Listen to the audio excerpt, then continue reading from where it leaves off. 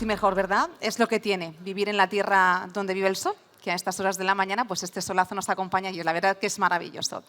Seguimos ahora, sí, cosas del directo, ¿no?, que solemos decir en la televisión. Seguimos con esta jornada y es que el impacto geopolítico de las tecnologías duales pues, está transformando el paisaje para las pequeñas y medianas empresas.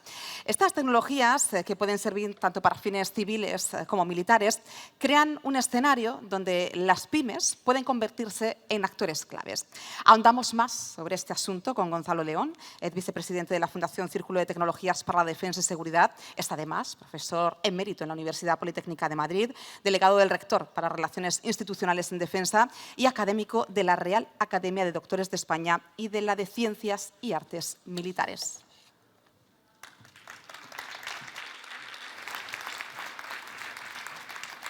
Muchas gracias. Bueno, buenos días a todos. Espero que se me oiga bien. Ante todo, gracias a Fundae por la invitación de estar aquí esta mañana. Es un placer para mí. Y voy a intentar, cuando me pongan unas transparencias que están puestas por ahí, comentarles un poquito cuál es la situación en estos momentos en un mundo bastante complejo. Bastante complejo en el que cuando estamos hablando de tecnologías duales no nos podemos olvidar que estamos hablando de tecnologías que se están empleando en una situación donde muchas veces no se pensaba que las cosas iban a ser así. De hecho, cuando se habla de tecnología dual, nadie piensa, por ejemplo, que esto que tenemos aquí en la mano y que llevan en la mano y lo hemos en el bolsillo, puede considerarse un arma. Hemos armado a miles de millones de personas con artefactos que pueden ser utilizados dentro de las tecnologías duales para muchas cosas. Cuando alguien en Kiev utiliza una aplicación desarrollada por el ejército ucraniano, ve un dron o algo, apunta hacia el dron, aprieta un botón y esa información le llega a un sistema, a un centro de control para decidir qué hacer, no solamente es que está utilizando una tecnología que se ha convertido en dual precisamente en ese momento, sino que además está rompiendo la barrera entre quién es combatiente y quién no lo es. Y eso tiene consecuencias incluso desde el punto de vista ético. Es decir, que estamos ante un mundo bastante complejo.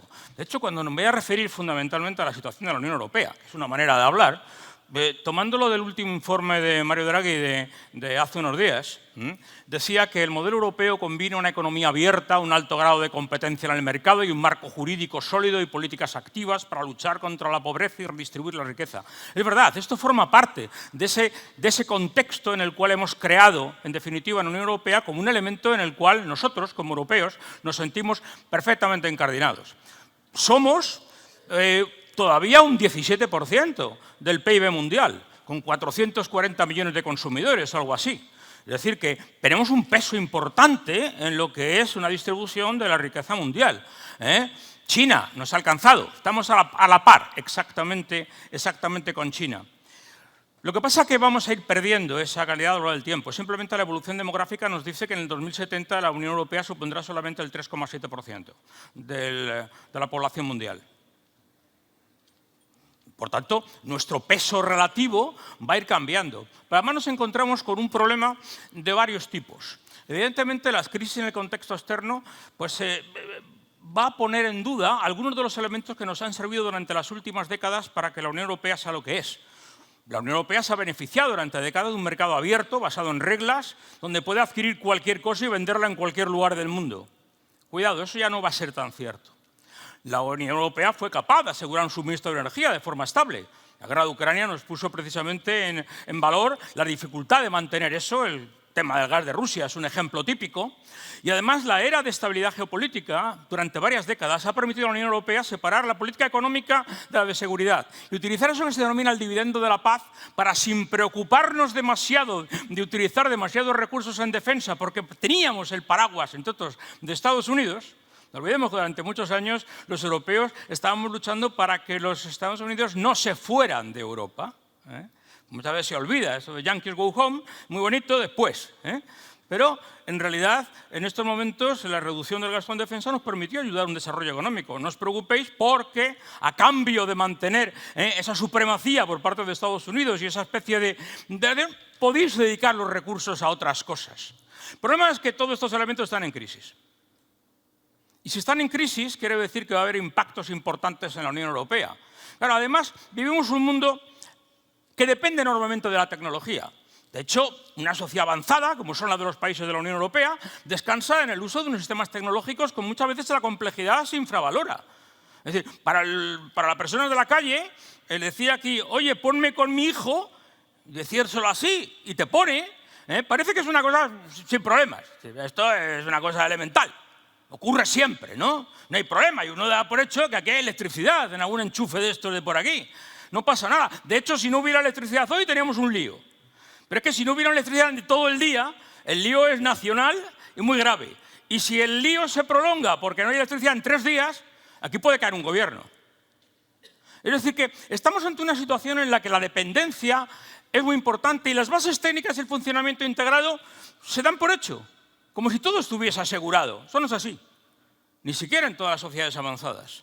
Tenemos que darnos cuenta de cuál es esa dependencia, porque es una dependencia, si queremos decirlo, transparente, ¿no? Que no está asociada. Y además hay un segundo problema, y es que la evolución de la tecnología hace que sea necesario para mantener esa competitividad global recurrir a cambios tecnológicos de forma continua. Y no siempre se está preparado para competir ante esos cambios tecnológicos. De poco sirve decir, ya hemos hecho una transformación digital de mi organización que me ha costado no sé cuánto esfuerzo, porque eso ya me sirve, ¿para qué? ¿Para 6 meses? ¿Para 1 año? ¿A 2? Poco más. Entonces, en realidad, tenemos que darnos cuenta, no solamente que estamos ante un mundo que desde el punto de vista global está cambiando, donde ya no se puede dar por hecho una serie de elementos que formaban parte de nuestra prosperidad, sino que además tenemos que reconocer el valor estratégico de la tecnología, que va a incrementar y incrementa esa batalla tecnológica entre países. Uno de los elementos claves de la geopolítica actual es que el factor tecnológico de los conflictos geopolíticos es cada vez más claro. Y la mayor parte de ellos depende precisamente de esa batalla tecnológica que hay ahí. Se ha comentado anteriormente, estamos ante una tecnología que es dual. La mayoría de las tecnologías emergentes lo son. Marco de aplicación que puede estar en civil y en defensa, aunque el desarrollo está impulsado en muchos casos ahora por inversiones en mercados civiles, como está ocurriendo, por ejemplo, en el caso de la microelectrónica, pero que efectivamente influyen todos. Cuando se habla de tecnologías duales hay que tener cuidado, porque una cosa es la que utilizamos en armamentos, son equipamientos militares, no necesariamente armamentos, pero hay un uso dual de tecnología que se está expandiendo. El ejemplo que contaba antes del teléfono móvil con una aplicación que permite detectar un dron, y entonces en función de eso le aprieto un botón, que el botón lo puedo hacer desde la ventana de mi casa o una ama de casa a las 11 de la mañana, resulta que permite al ejército ucraniano decidir si ese dron es derribable o no. Y con qué medios y desde dónde. Esa frontera es una frontera borrosa. Y de hecho no tenemos muy claro en estos momentos si la tendencia es ese incremento procedente del mundo civil o procedente muchas veces del mundo militar. Se entrecruzan las cosas. Por eso es muy difícil también hablar en estos momentos, en mi opinión, de industrias que solo están en defensa. Ya nadie está solo en ningún sitio. Precisamente porque esas barreras se hacen. Y eso además genera otros problemas asociados. Por ejemplo, la dificultad en establecer condiciones de uso dual reguladas por organismos internacionales. La regulación que se ha aprobado de inteligencia artificial por la Unión Europea, de los cuales ahora estamos viendo cuáles son las consecuencias o no de ese proceso de implementación, lo primero que te dice es decir, oiga, esto solamente para uso civil, uso militar, I'm sorry, pero eso no está cubierto. Tengamos presente que ni siquiera así podemos hacerlo. Y ejemplos puedo poner infinitos. Desde un teléfono endurecido con 5G que lo puedo usar en determinadas condiciones, hasta un dron comercial armado. Dron comercial que lo puedo comprar por internet, y que, por cierto, DJI en China vende los mismos tipos de componentes de drones a los 2 bandos del ejército en Ucrania, tanto al ejército ucraniano como al ruso. Y donde es relativamente sencillo, además, modificarlo para convertirlo en un dron armado. Bueno, las prestaciones que son, y con posibilidad de derribado relativamente fácil. Pero otro ejemplo es Starlink. Cuando Starlink, la red de constelación de acceso a Internet, se empieza a usar en Ucrania, y luego volveré a ello porque es relevante para Europa, nos encontramos con que ese uso que se hace está condicionado por los deseos o la voluntad del dueño de esa empresa. Por Elon Musk. Pero unas condiciones, además, que son variables, en función también de su carácter, que varía bastante, y de no solamente de quién lo paga, sino dónde se puede usar. Cuando le dice, oiga, yo tengo esta ley, pero mire usted, lo voy a desconectar, en Crimea no. Está condicionando la política mundial. Y donde tú no tienes otras condiciones. Desde luego, plataformas de inteligencia artificial para la toma de decisión, integrando datos, etcétera, están, y hay muchas empresas que están ofreciendo en el mundo de la defensa plataformas de estas para toma de decisión, que puede ser toma de decisión para una situación de determinar qué acciones hay que tomar en un campo de batalla, como las que se pueden tomar en una empresa en función de una serie de resultados. Porque la tecnología de base que hay por detrás es la misma. Y luego, efectivamente, puede haber aplicaciones de robótica inteligente. Esto, por ejemplo, es un experimento que está haciendo el ejército australiano y que es interesante porque son equipos mixtos, híbridos, robóticos con personas, donde este robot que está aquí, que en este caso, en este ejemplo, no está armado, pero lo puede estar, bueno, pues empieza a tomar decisiones. Y eso tiene muchas consecuencias también. Yo no sé si todo el mundo está dispuesto ahora y cuando diga avance y te lo diga un robot. Te lo diga un capitán, pues lo mismo haces caso. Te diga un robot, bueno, está planteando una serie de problemas porque la evolución del ser humano no ha permitido tener una interacción social con robots durante miles o millones de años, sino que estamos realmente ante una situación que es bastante más compleja. Hay un segundo elemento en esta primera introducción que quiero hacer, que es la perspectiva ética de la tecnología. El desarrollo de la tecnología no es neutro. Nunca lo ha sido, ¿eh? Pero en este caso tenemos ante un problema en el que efectivamente cuando se decide utilizar un dron de este estilo, disparando un misil, que por cierto es un arma de sistema terminal, un dron en este caso, está querido por España. Estamos utilizando, plantea el problema de qué hacer. Cuando China utiliza un enjambre de drones de este estilo, sin entrar en el detalle de hasta dónde puede llegar, qué hacer o no qué hacer, porque es una cosa lo que se dice, otra cosa lo que hace, otra cosa lo que puede hacer y otra cosa la información que se puede tener, o cuando se diluye la realidad con imágenes falsas generadas por inteligencia artificial, estamos planteando decir, ¿y esto cómo lo regulo? ¿Lo prohíbo? ¿Lo prohíbo hasta cierto punto? ¿Qué debo hacer para hacer esto? ¿Es válido esa regulación en el terreno civil? ¿Lo puedo llevar a un terreno militar? ¿Qué hago cuando tengo que trabajar en un terreno dual donde no sé dónde está la frontera? Desde luego, repito, la regulación de la IA sobre eso está focalizada en su uso civil y no cubre la aplicación en defensa. La alternativa es decir, bueno, pues vamos a ver si llegamos a acuerdos voluntarios entre países para llegar a acuerdo de cómo usar las cosas. Desgraciadamente, los organismos internacionales que están proponiendo ese tipo de acuerdos, empezando por las Naciones Unidas y siguiendo por la COE o por el G7 o por lo que queráis, no tiene capacidad ejecutiva para hacer que esos acuerdos se puedan cumplir. Estamos ante un problema, que es la falta, en definitiva, de organismos reguladores a nivel global que nos permitan definir cómo hacer esto. Claro, cuando hablamos de la Unión Europea, nos tenemos que plantear realmente en qué situación estamos de partida.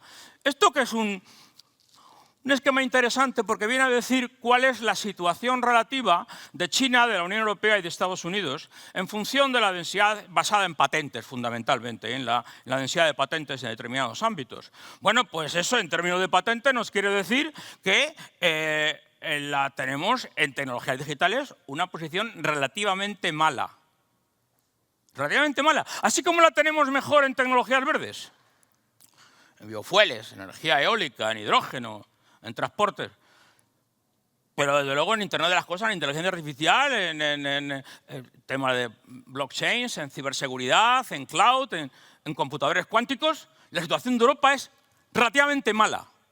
Y si resulta que tenemos una situación relativamente mala en las tecnologías emergentes, va a ser muy difícil que tengamos una situación buena en los sistemas que dependen de esas tecnologías claves.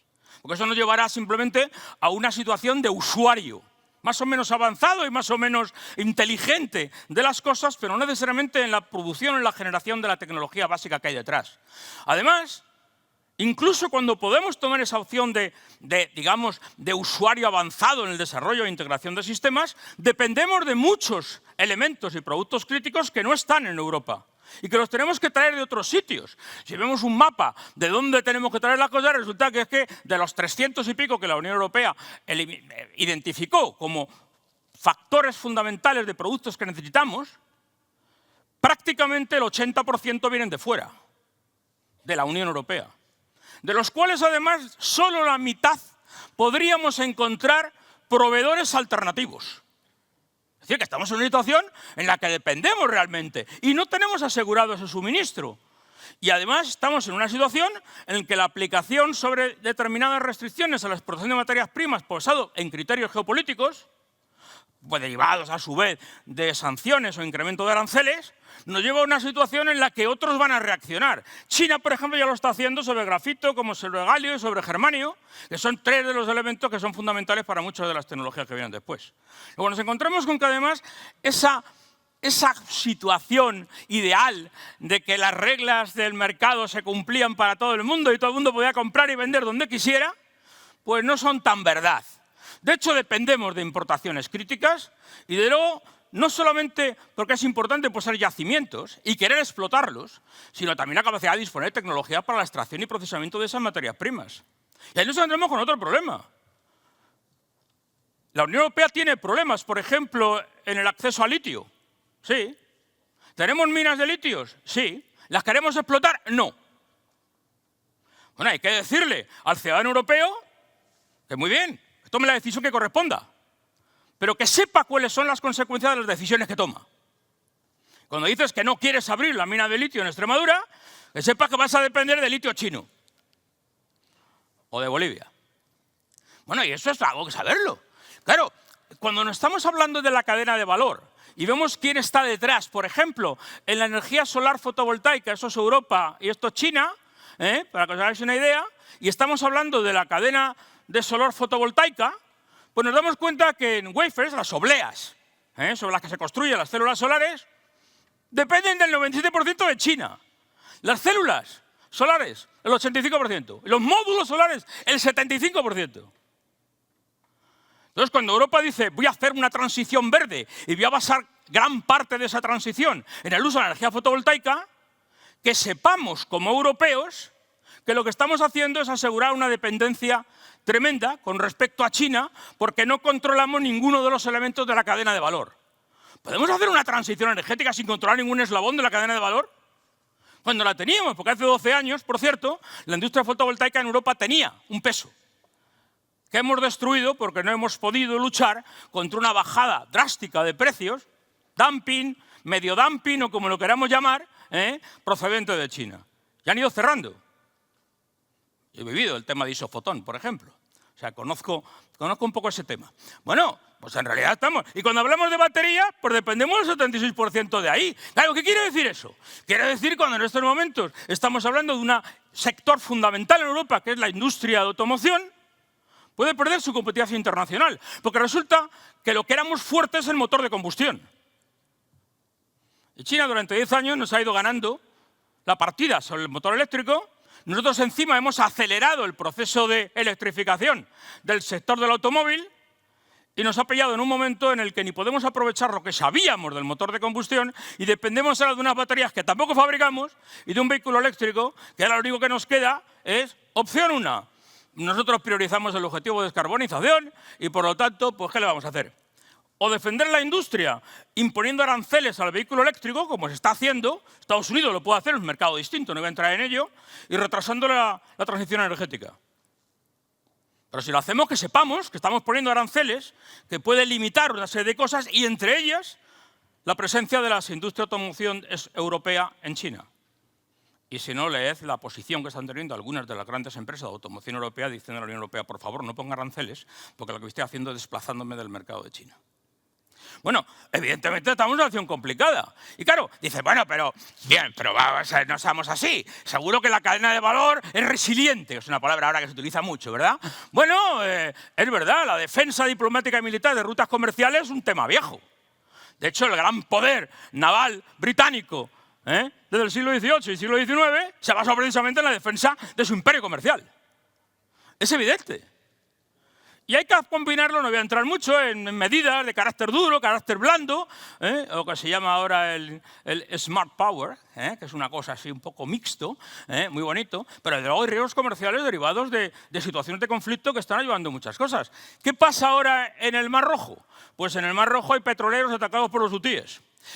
A los cuales se responde con un ataque de respuesta, a los cuales se recuerden los otros con acuerdo de no sé qué. Y en definitiva son riesgos crecientes que están extendiendo ese conflicto a una situación en la cual el Mar Rojo no es el sitio donde uno puede llevar los barcos de un lado. Dice, hombre, no pasa nada porque da la vuelta por toda África. Sí, sí, claro, se puede dar la vuelta por toda África. Sepamos que eso es más costoso. Y no solo eso, sino que además tiene ganadores y perdedores. Y mirad las cifras de lo que está ocurriendo, por ejemplo, con el incremento de volumen de fletes al puerto el gran puerto de Tánger Med 1 y sobre todo Tánger Med 2 en el norte de África, en Marruecos. Eso está demostrando que efectivamente aquí estamos en una situación que es complicada.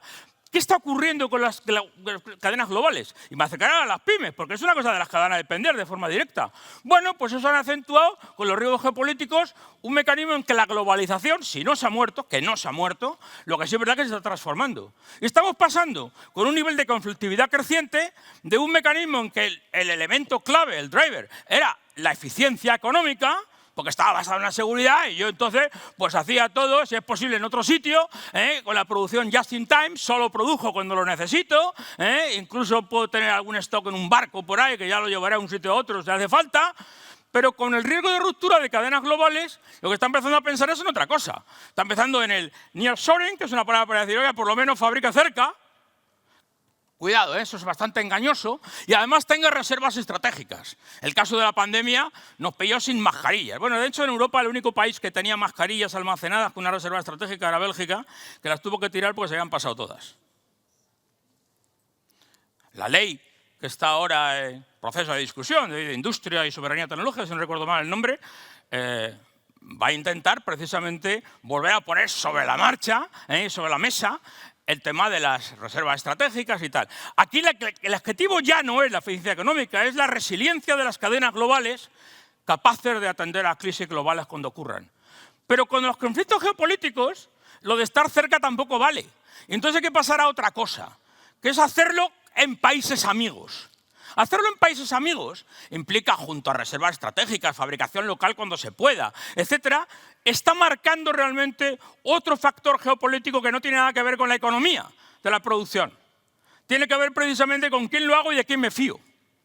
Y esto hace también un elemento muy interesante porque necesitas asegurar una autonomía estratégica con aliados. ¿Quiénes son tus aliados? ¿Con quién puedes cooperar?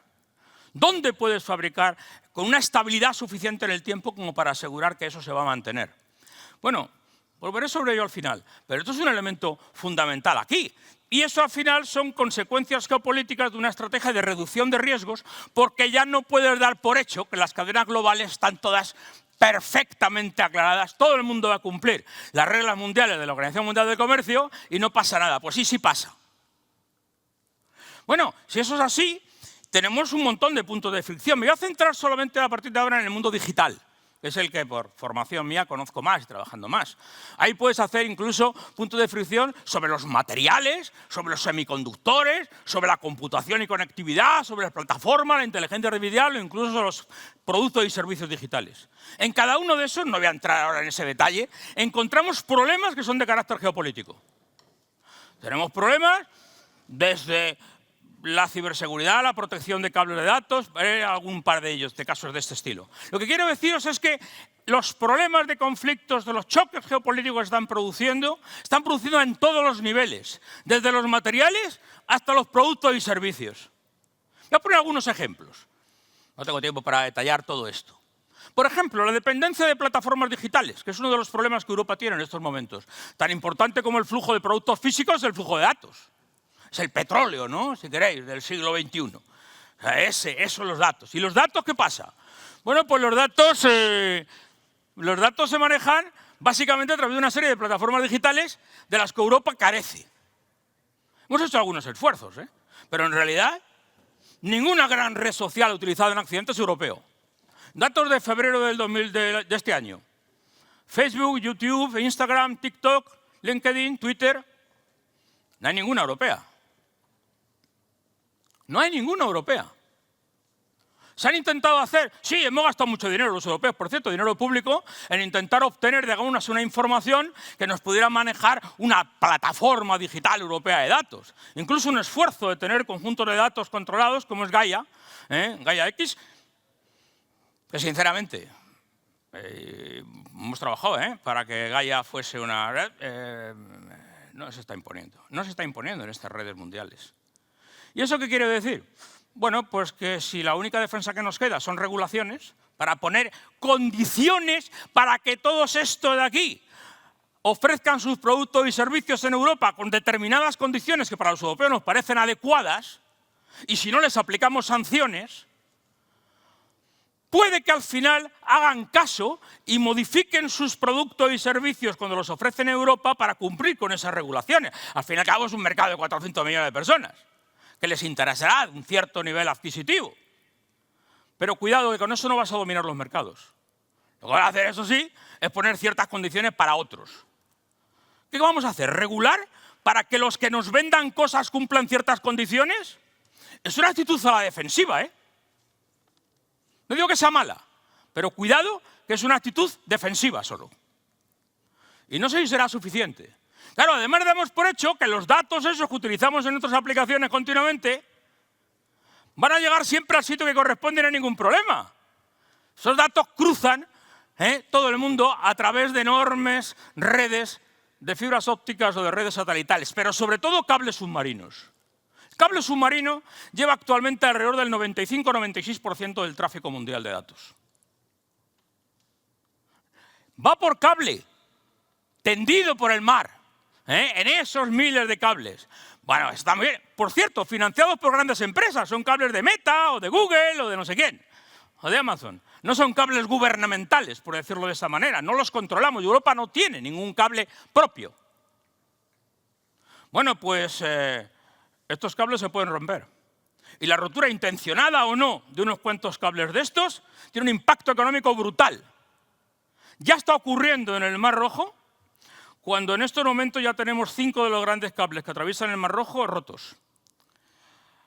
Provocados por los hutíes, por los iraníes, por no se sabe quién. Alguna información que se puede decir, pero no mucho. Bueno, cuidado. ¿Podemos desviar el tráfico a otros sitios? Sí, podemos desviarlos. Pero claro, desviar el tráfico también es costoso, etc. ¿Y qué pasa si aquí desaparecen media docena de cables de los grandes que cruzan el Atlántico? ¿Se puede hacer? Bueno, preguntárselo a la NATO, que está persiguiendo a submarinos rusos para saber dónde está el trazado de esos cables en el fondo del mar. Aquí estamos ante una situación en la que puede ser. Dice, bueno, pero siempre nos queda el satélite. ¿Satélite? Bueno, el satélite lleva muy poco tráfico, ¿eh? Las constelaciones de satélites, evidentemente, tienen importancia. Este dibujo que lo he cogido porque es de Financial Times de finales del 22, es de un individuo en Kiev, con un kit de Starlink, conectando a Internet. Bueno, no se ve aquí, pero este cable llega a un generador eléctrico portátil, en el cual da servicio. Entonces se pone en la calle y antes había unos señores que escribían las cartas, ¿no? Porque eran los escribidores. Pues ahora tenemos esto que son los conectores de Internet. Esto es una situación. Bueno, es una relevancia política tremenda. ¿Tiene sentido para Europa que un elemento clave en la lucha contra la militarización de las infraestructuras de telecomunicaciones en conflictos militares depende de la voluntad de una sola empresa? Dice, no, bueno, llevamos ya muchos años luchando en Bruselas, en el que Europa tenía hace 10 años que haber lanzado una constelación lanzada. ¿Qué hemos hecho? Pues sí, al final, en noviembre del 22, por eso he puesto esta fecha, igual, decidió lanzar una constelación, se llama IRIS-2, con 170 satélites que se supone que estarán en el 2028, con una inversión de 2.400 millones que serán luego 3.000. Y mientras tanto, ¿qué? Pues Europa no tiene nada. Depende de otros. Dice, joder, pero vamos a ver, ¿y en inteligencia artificial estaremos mejor? Mira, hay un modelo en stack muy simple, en el que debajo hay electricidad y tal, y redes, pero luego ya específicamente hay un hardware de computación especializado para inteligencia artificial, hay plataformas software para inteligencia artificial, modelos grandes de lenguaje, lo que se llama LLMs, Large Language Models, modelos específicos con datos de dominio muy concretos, etcétera, datos curados, controlados, filtrados, y luego hay aplicaciones finales. Dice, ¿y cómo está Europa? Dice, pues mire usted, en todo esto de aquí, mal. No tenemos hardware de computación especializado para inteligencia artificial. El uso de las famosas GPUs, de las unidades de procesamiento gráfico, de las cuales Nvidia es una empresa famosa, porque está ya el segundo o la tercera del mundo en cuanto a capitalización bursátil. Europa solo tiene el 2% de las GPUs. No tenemos esa capacidad. Pero es que no tenemos esa capacidad, no tenemos chips, no tenemos proveedores de servicios de IA en la nube, no tenemos grandes modelos de lenguaje, pues están todos generados por grandes empresas, no tenemos especialistas suficientes y no tenemos un volumen de capital riesgo como para que nuestras empresas puedan crecer en Europa. Y todo esto a la vez, pues habrá que ver si realmente, pensando solo en los dos niveles de arriba, podremos hacer algo en el mundo de la inteligencia artificial en los próximos años. Wait and see. Porque nuestra base es de barro. Y tenemos que ser conscientes de eso. Pero queremos ser autónomos estratégicamente. Habéis oído la palabra de la autonomía estratégica europea 200 veces. Sí, es verdad. Y queremos tener un espacio de decisión de la UE para definir nuestra estrategia, ¿sí?, sin condicionantes excesivos, junto a aliados, etc. Pero este es un campo de batalla tecnológico a nivel internacional. No hay autonomía estratégica si tú no controlas la tecnología. Y si controlas la tecnología quiere decir que tienes que tener una cosa que se llama soberanía tecnológica. ¿La tienes? Bueno, pues hay que asegurar el suministro de productos críticos. ¿Lo tenemos asegurado? Bah. Disponer de capacidad de fabricación y desarrollo. Bah. Y si no tenemos eso, ese papel habilitador que tiene que jugar la soberanía tecnológica para conseguir una verdadera autonomía estratégica abierta, lo de abierta viene porque hay que trabajar con otros, pues está en entredicho. Yo siento ser así hoy tan duro, pero eso de la soberanía entendida como la capacidad de actuar de forma autónoma cuando y donde sea necesario y en la medida de lo posible con los países aliados, frase preciosa de estas de Bruselas. Yo como he estado más de 300 veces en Bruselas a lo largo de mi vida, pues sé lo que se impone pasarse una tarde buscando un verbo. Que comprometa pero no mucho, que diga algo pero no diga todo, que 27 se pongan de acuerdo, en aquella época 28, que se pongan de acuerdo más o menos en qué ese verbo tal. Uno de los de más éxito, por cierto, lo digo para que lo pueda usar, es stimulate. Pues stimulate significa que, bueno, vale, yo vuelvo a casa y digo, ¿te has comprometido a algo? Te ha dicho el ministro de turno y dice, bueno, stimulate se puede hacer poniendo dinero, dando una palmadita en la espalda. Entonces, esa interpretación flexible hace que en Europa tengamos un problema para definir posturas fuertes. Pero bueno, dicho eso, a mí me gustaría decir que si quieres ser soberano tecnológicamente, tendrás que tener un grado de autosuficiencia tecnológica suficiente en determinados ámbitos. Por ejemplo, en el acceso a recursos naturales, en infraestructura de procesamiento y transporte, pero es que no basta con tener los chismes. Acá hace falta tener capacidad de investigación, de fabricación, y encima de ello, sí, tener una serie de principios y valores que entendemos como compartidos por toda la estructura del mercado, abierta, equitativa, no sé qué, y con una investigación, innovación, educación. Pero es que en Europa hemos empezado la casa por el tejado. Hemos empezado por el nivel de arriba y tenemos los niveles de abajo un poco tocados. Os va acercando aquí Ah, no, todavía has quedado un metro. Claro, para ser soberano tecnológicamente hay que actuar con una política que nos permita trabajar en todos estos niveles simultáneamente. Eso no es fácil. Y no es fácil para Europa. Claro, decir, bueno, eso ocurre así, pero en fin, en realidad es más complicado porque va a ser difícil tener una soberanía digital si no tienes soberanía tecnológica sobre las tecnologías digitales. Es difícil tener una soberanía militar si no tienes soberanía sobre las tecnologías que están detrás. No puedes tener una soberanía energética si no tienes una soberanía tecnológica sobre las tecnologías energéticas renovables o de futuro. No puedes tener una soberanía industrial si no tienes tampoco la tecnología necesaria para hacerlo. La soberanía tecnológica está, por tanto, en el núcleo central de muchas de las otras soberanías. Y es verdad que aquí hay una serie de tecnologías habilitadoras de carácter dual que cada vez están creciendo y que hace importante casi todo lo demás. Volveremos ahora sobre ello. Es verdad que luego sobre esto se habla de una, vamos a llamarla así, soberanía económica. Sí, claro, está bien. Aunque el euro no se ha impuesto como moneda de referencia a nivel mundial todavía. Y en cuanto viene una crisis, la cotización del oro sube. Uno se refugia al final en un chisme que pesa, en un lingote. Claro, fijaros lo que ocurre en el mercado de semiconductores, y veáis ya rápido. Bueno, en el mercado de semiconductores, Europa, en las proyecciones, se hablaba de que podía llegar a tener el 8% del mercado mundial. Claro, Europa dice, no puede ser, tenemos que tener por lo menos el 20% del mercado mundial. No lo creo. No lo creo.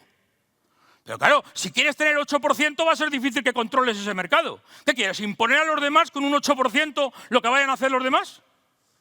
Mire usted, no nos engañemos. Cuando se requieren capacidades de diseño, de estructura, de fabricación industrial muy complejas.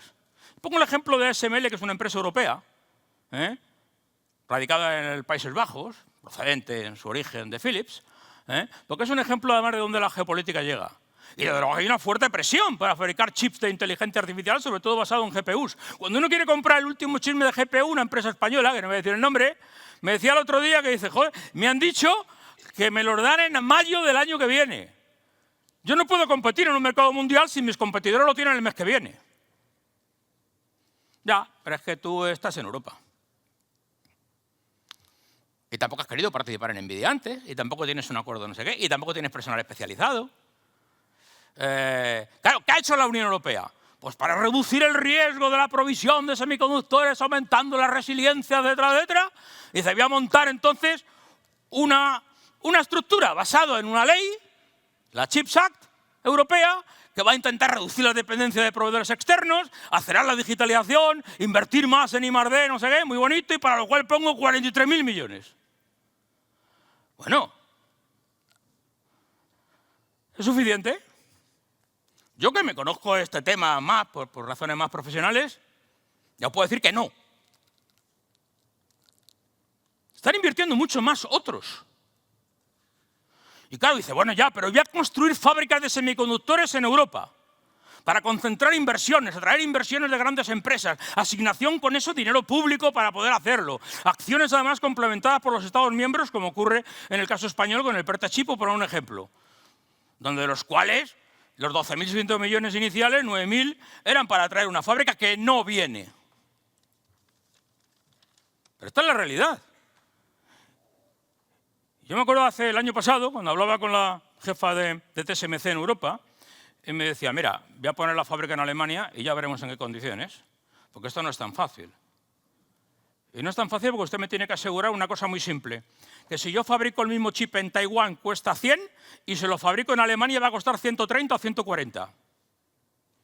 ¿Usted le ha dicho al ciudadano europeo que por incrementar la resiliencia y disponer de esos elementos en Europa usted va a pagar un 40% más por el mismo chip? No, es que eso no se lo decimos. Ah, y además para que yo me ponga ahí usted me va a pagar 10.000 millones de dinero público. Pero esta es la realidad. Y aún así, pues ya veremos. ¿Qué soberanía tenemos? Este es el ranking de las empresas de fabricación de semiconductores. Taiwán, Corea del Sur, Estados Unidos, Taiwán, China, Israel, Taiwán, Corea del Sur. ¿Dónde está Europa? En ningún sitio. No tenemos Europa aquí. Y si no tenemos Europa aquí, pues tenemos una debilidad que dependemos de chips importados cuando nos llegan. Es verdad, esas negociaciones que decía, vamos a intentar tener fábricas aquí. Bueno, en Alemania, que es la única que realmente ha conseguido algo, llegó un primer acuerdo con TSMC, que es la gran empresa de Taiwán, que es la que aparece en primer lugar allí, para tener una fábrica con 10.000 millones de dinero público. Intel, que iba a hacer una inversión de 30.000 millones, lo ha parado. Por ahora lo ha parado 2 años y ya veremos. Incluso ya veremos qué ocurre con Intel, en general. Y además, traer una fábrica aquí, bueno, evidentemente permite que si los chips están en Alemania, pues están los chips en Alemania y no vienen de Taiwán, con lo cual lo del Mar Rojo afecta menos, ¿vale?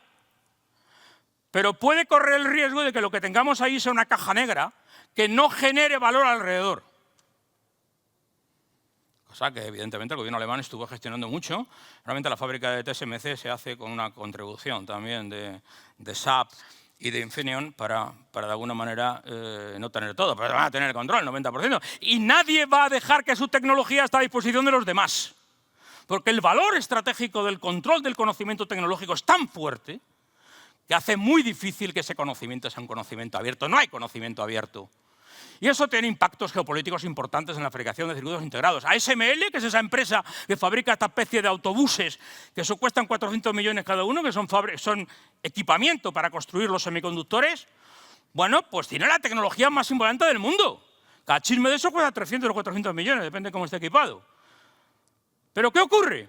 Pues ocurre una cosa muy simple. Aunque somos líderes mundiales, a ASML no se le permite vender sistemas a China porque utiliza dentro conocimiento americano.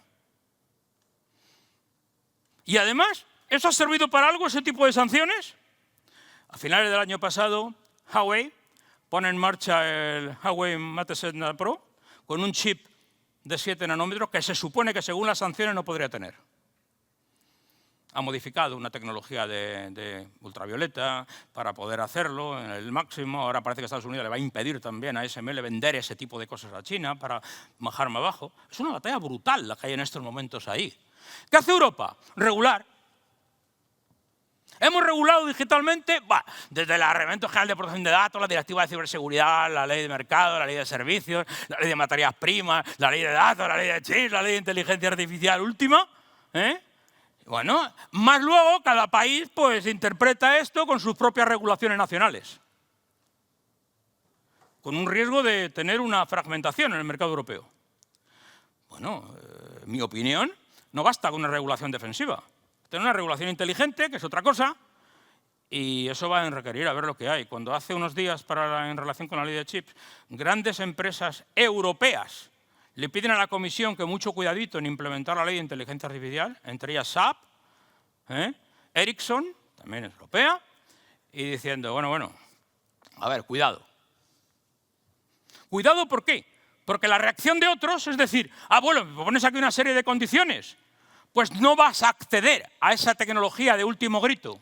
Cosa que está haciendo Apple, cosa que está haciendo Meta, con lo cual la empresa europea se encuentra con que determinadas funciones de los últimos modelos o de las últimas tecnologías de inteligencia artificial no le va a estar disponible en Europa.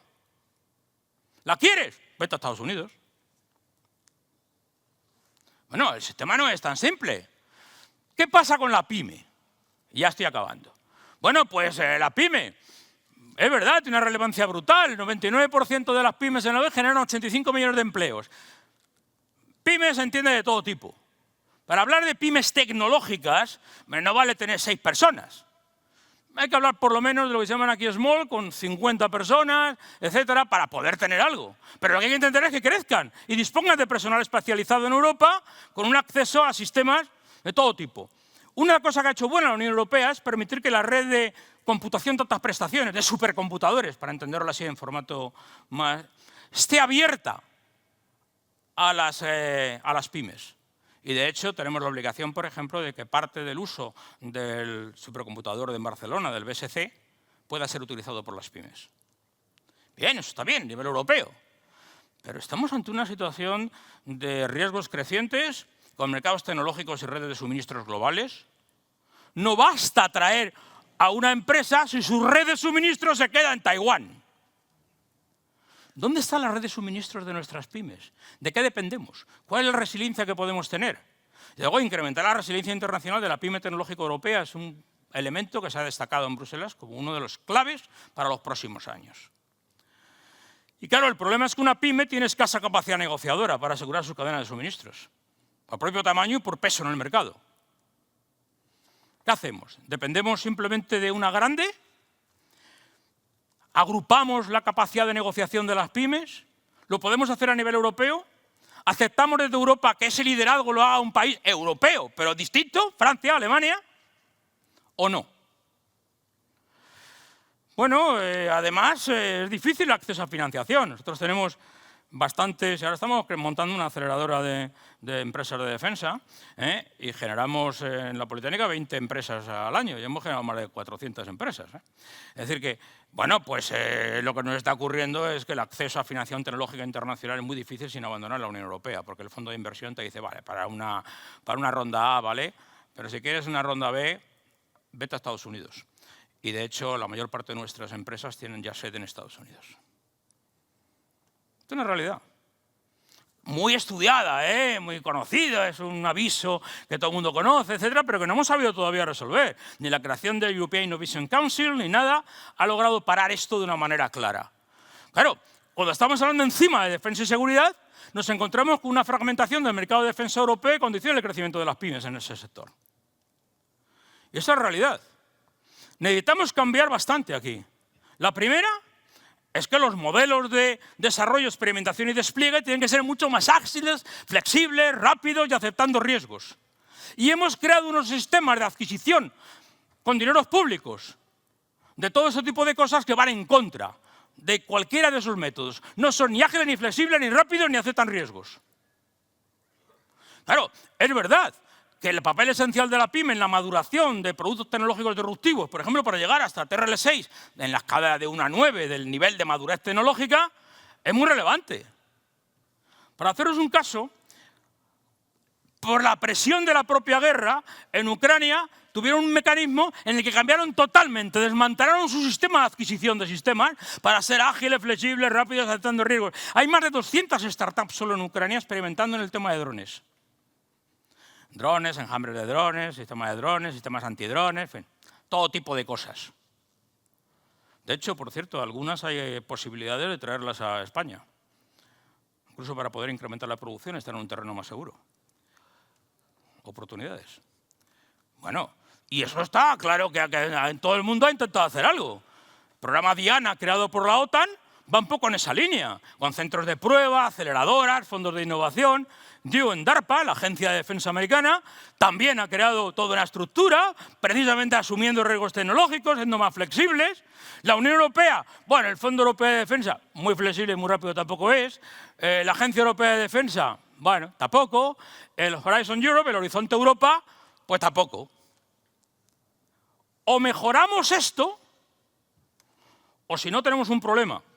Esto, por cierto, va a cambiar porque en la negociación para los siguientes programas, evidentemente, vamos a cortar.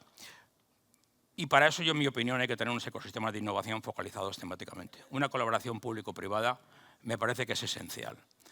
Y crear experimentación y espacios de experimentación y datos. Para la PYME española, yo creo que el entorno global europeo afecta a esa PYME tecnológica española. No voy a entrar en detalle, pues ya voy mal de tiempo. Yo creo que hay que acelerar la digitalización para formar parte de cadenas globales de valor y hacerlo muy rápido en procesos de producción y distribución. El tema de personal especializado me parece especialmente preocupante porque no estamos reteniendo a las personas. Promover alianzas y participación creciente en instrumentos que se utilizan poco todavía de compra pública y que yo creo que son esenciales también. Veremos si la nueva ley nos va a ofrecer un marco en el que podemos trabajar mejor. Termino. He intentado daros una visión del carácter geopolítico de la gobernanza de la tecnología en este mundo tan complejo, con una creciente interdependencia, con la necesidad de asegurar rutas globales, alianzas entre países, pero no podemos actuar creyendo que la Unión Europea puede decidir de forma autónoma. Desgraciadamente no lo somos, ni dudo que lo seamos en los próximos años. Deberá actuar de forma realista, asumiendo dependencias con otros, mejorando la soberanía digital europea. Va a ser cara y tendremos que focalizar mucho más la atención. Y en este contexto tenemos que pensar qué papel puede jugar España. Podemos hacerlos, pero no solo. No existe la soberanía tecnológica de Murcia por estar aquí. Tampoco existe la de España y tampoco existe la de Europa. Pero en ese juego tenemos que acercarnos para decidir cuáles son los elementos en los que vamos a trabajar sin perder un conjunto de principios y valores que son los que ha dado como ciudadano europeo el interés, las ganas y la voluntad política de formar parte de Europa. Muchas gracias.